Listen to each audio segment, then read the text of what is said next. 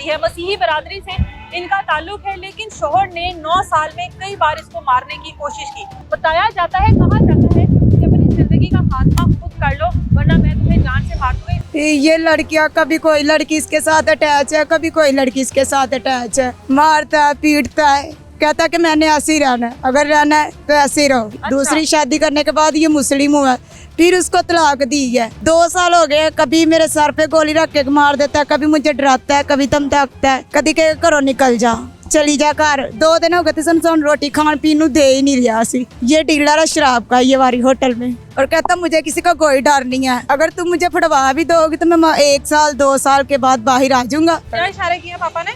बाहर करके दिखाओ। मैं बाहर आके तुझे ऐसे इशारा किया था। कब सारो खुवा के ते फिर गोलियां खाते, फिर बच्चे ने जाके दस बड़ा बुरा जुल्म करदा है, ਜਦੋਂ ਪੈਂਦਾ ਉਹਦੇ ਕਰਦਾ, ਜਦੋਂ ਪੈਂਦਾ ਉਹਦੇ या नहीं करदा। अभी मेरी मासी है तो अभी इसका मियाँ कह रहा है जी पुलिस स्टेशन में जाके मैं तो मुस्लिम था, ये मुझे जबरदस्ती रख रही है। इस टाइम ये खातून मेरे साथ मौजूद है। 9 साल पहले इसकी इंतशाल नामी शख्स के साथ शादी होती है। मसीही बरादरी से इनका ताल्लुक है, लेकिन शोहर ने 9 साल में कई बार इसको मारने की कोशिश की। आज से तकरीबन 3 साल पहले एक मुसलमान लड़की के साथ मोहब्बत करता है, उससे शादी करता है और अपना मजहब भी तब्दील करता है। 1 से 1.5 साल बाद उस लड़की को छोड़ता है और वापस अपने उसी मजहब पर आ जाता है, यानी कि इस लड़के ने अपने मजहब को भी एक मजाक बना लिया। अब जब उस लड़की को छोड़ता है तो दोबारा उसके पास जाने के लिए दोबारा मजहब तब्दील करना चाहता है और दोबारा मुस्लिम होना चाहता है। कभी इंतशाल है तो कभी रमजान है। ये खातून है, इसको बार बार मारने की कोशिश की और इसको बताया जाता है, कहा जाता है कि अपनी जिंदगी का खात्मा खुद कर लो वरना मैं तुम्हें जान से मार दूंगा। इसने अपनी जिंदगी का खात्मा करने की कोशिश की और इस वक्त ये लड़की अस्पताल से इलाज करवाने के बाद यहाँ पर मौजूद है। बाकी का सारा कुछ इसी से पूछते हैं। सबसे पहले तो ये बताओ, ये शादी पसंद की थी या घर वालों की? नहीं, घर वालों की ठीक मर्जी। है। शादी हुई, कितना अरसा सुकून का गुजारा इसके साथ? सिर्फ 1 साल या 2 साल गुजारा, उसके बाद लड़ाई झगड़े रही है। किस बात पे लड़ाई शुरू हुई? ये लड़कियां, कभी कोई लड़की इसके साथ अटैच है, कभी कोई लड़की इसके साथ अटैच है, अच्छा। मारता है, पीटता है, कहता कि मैंने ऐसे ही रहना है, अगर रहना है तो ऐसे ही रहो।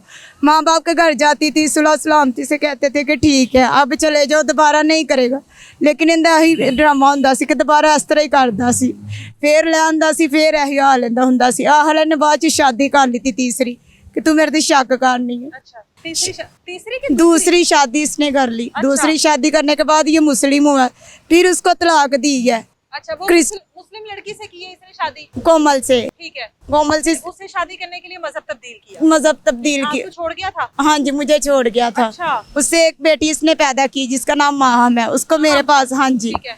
उसको मेरे पास लाया, मैंने रखा है, 2 साल हो गए मैंने रखा है। उस बच्ची की भी परवरिश आप कर रही हो? मैं कर रही हूँ परवरिश जी। अब वो कह रहा है कि तुम मुझे छोड़ो या किस भाग जाओ या खुद को खत्म कर लो वरना मैं तुझे गोली मार दूंगा।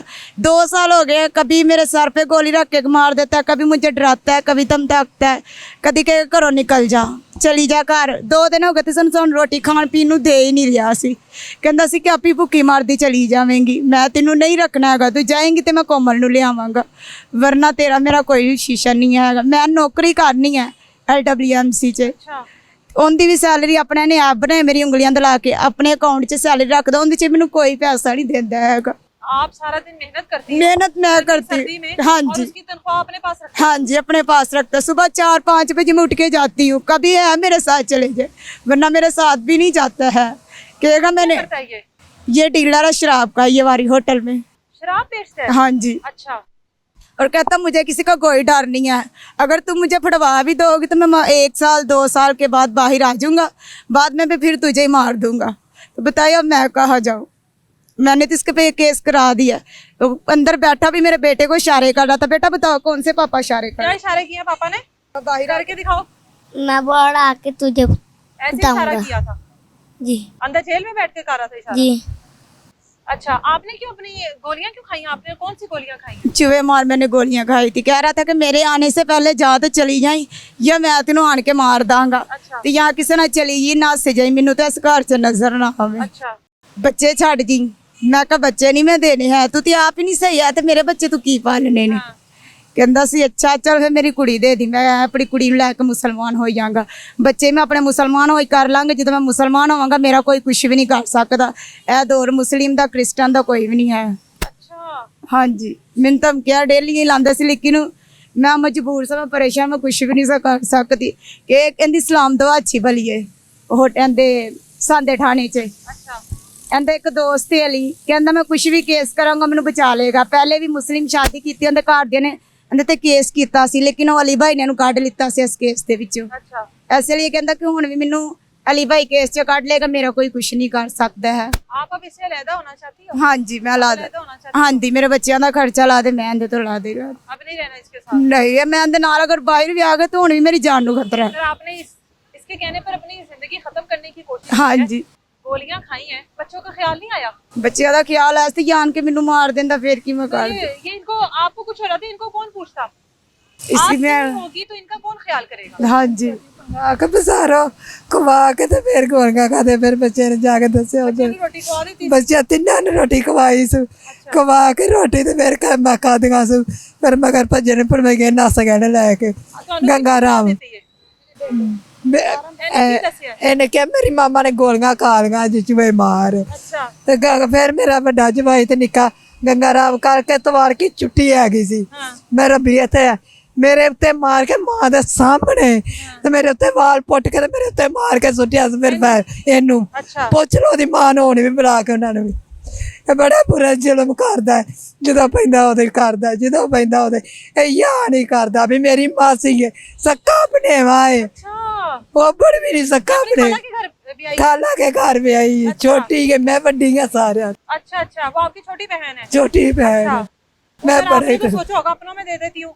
ਦੇ ਦਿੱਤੇ हाँ ਭੈਣ ਨਾਲ ਰਿਸ਼ਤਾ ਗਈ ਮੈਂ ਦੇ ਦਿੱਤਾ ਮੈਂ ਆਪਣੇ ਮਿੰਗਾਂ ਨੂੰ ਕਿਹਾ ਨਾ ਦੇ ਦਿੰਦਾ ਕੋਈ ਗੱਲ ਨਹੀਂ ਤਿੰਗਾ ਮੈਂ ਦੇਣ ਗਈ ਹੁੰਦੀਆਂ ਨੇ ਕਿਰਨ ਅਸੀਂ ਕੋਰੇ ਨਸੀਬ ਤੇ ਸਨ ਇਹਦੇ ਨਸੀਬਾਂ ਮੈਨੂੰ ਮਾਰ ਸੱਟਿਆ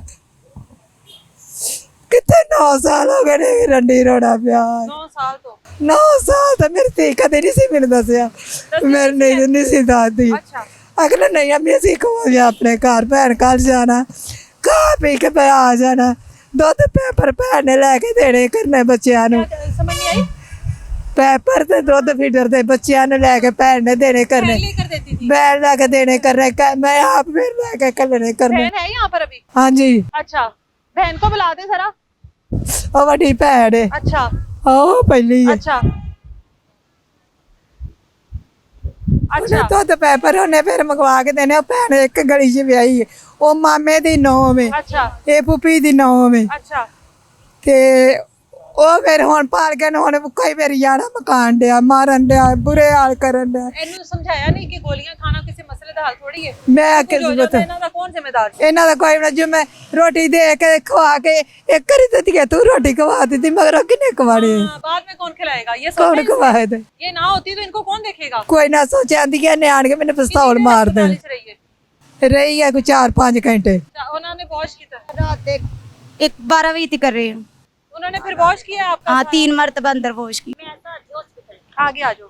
अच्छा, किस हालत में गई है ये? ये बेहोश थी जब इसके बहनोई लेके गए ऐसे ना हाँ। बिल्कुल बेहोश हो गई थी रास्ते में ही तो उन्होंने डॉक्टरों ने कहा कि उसने क्या किया उन्होंने कहा कि मेडिसिन खा ली बच्चों ने बताया कि हमारी मम्मा ने ना चूहे मार की आगे गोलियां हो, खा ली है अच्छा तो काफी सीरियस है हमारी मम्मा रो रहे थे बच्चों ने बताया हमें हाँ। कि हमारी मम्मा ने जहर खा लिया ये छोटे छोटे बच्चे आए थे इधर हमारे घर तो फिर इसके बहनोई हॉस्पिटल ले गए हम भी साथ गए अम्मी के साथ पीछे गई हूँ मैं तो तब डॉक्टरों ने कहा कि इन्होंने क्या कि उसको सारा बताया फिर डॉक्टरों ने पुलिस को बताया कि ये हमारे पास आया मरीज की उन्होंने गोलियां खा ली हैं तो इसी तरह फिर ये सारा मामला चलता रहा तो ये आपको तक पहले तो- नहीं बताती थी कि मेरे क्या मसाइल है? बहुत ज्यादा 2 साल हो चुके हैं लड़ाई क्या झगड़ा बताती होता था ये कि इसके शौहर ने दूसरी शादी की है पहले मजहब चेंज किया अपना मुस्लिम हुआ ठीक है। है अभी वापिस आया बच्चों के लिए तो इसने ये बेटी भी पाल रही थी सौकन की हाँ। जो इसके पास है अभी तो वो अभी घर हमारे साथ नहीं आई इधर तो अभी इसका मियाँ कह रहा है जी पुलिस स्टेशन में जाके मैं तो मुस्लिम था ये मुझे जबरदस्ती रख रही है वो कह रहा है मैं मुसलमान हो चुका हूँ, हाँ ये जी। जबरदस्ती रख रही है। हाँ जी। आपके मजहब में ऐसे नहीं होता कि नहीं हमारे मजहब में ऐसा नहीं होता एक हम क्रिश्चियन है हाँ मुसलमान- जी तो क्रिश्चियन ही रहेंगे क्रिश्चियन में ही रहे? हाँ जी ठीक हो ऐसे ही गया। है।